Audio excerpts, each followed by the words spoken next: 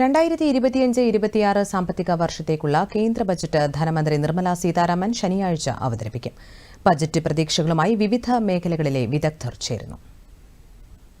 Sports sector മുൻപ് ഒരു priority സെക്ടറായിരുന്നു. ഗവൺമെന്റിന്റെ ഭാഗത്തുനിന്ന് ഞങ്ങളെ ഒരു പ്രയോറിറ്റി സെക്ടറായിട്ടാണ് കണക്കാക്കിയിരുന്നത്. അതിൻ്റെതായ പല ആനുകൂല്യങ്ങളൊക്കെ ഉണ്ടായിരുന്നു. ഇപ്പോൾ ഘട്ടം ഘട്ടമായിട്ട് പല ആനുകൂല്യങ്ങളും എടുത്തു മാറ്റിക്കൊണ്ടിരിക്കുകയാണ്.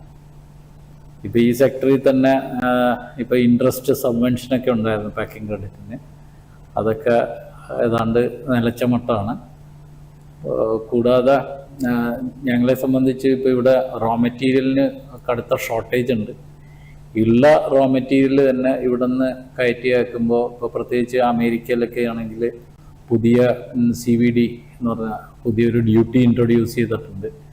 പിന്നെ ഇപ്പോൾ പൊളിറ്റിക്കലി ഇപ്പോൾ ഈ ഹൂതി ആക്രമണങ്ങൾ കാരണം ഇപ്പോൾ കണ്ടെയ്നേഴ്സൊക്കെ മുമ്പ് 30 മുതൽ 50-60 ദിവസം കൊണ്ട് എത്തിയിരുന്നത് ഇപ്പം 80, 90, 100 ദിവസം കൊണ്ടൊക്കെയാണ് അമേരിക്കയിൽ എത്തുന്നത്. അപ്പോൾ ആ ഒരു ട്രാൻസിറ്റ് പീരീഡ് കൂടിയതിൻ്റെ പ്രശ്നങ്ങൾ, അത് കൂടാതെ തന്നെ അനിയന്ത്രിതമായിട്ട് ഫ്രൈറ്റ് ഷിപ്പിംഗ് കമ്പനികളൊക്കെ കൂട്ടിയിട്ടുണ്ട്. ഇതെല്ലാം ഈ ഒരു ഇൻഡസ്ട്രിയെ ഭയങ്കരമായിട്ട് സെറ്റ് ബാക്ക് ഉണ്ടായിട്ടുണ്ട് ഈ ഒരു കാരണം കൊണ്ട്. അപ്പോൾ ഞങ്ങൾ ഗവൺമെൻറ്റിൻ്റെ നിന്ന് ഈ മുമ്പുണ്ടായിരുന്ന സ്കീമുകളെങ്കിലും റീഇൻസ്റ്റേറ്റ് ചെയ്ത് തരണം എന്നുള്ളൊരു അപേക്ഷയുണ്ട്. ഈ സെക്ടർ 100% ഫോറിൻ എക്സ്ചേഞ്ച് നേടിത്തരുന്ന ഒരു സെക്ടറാണ്.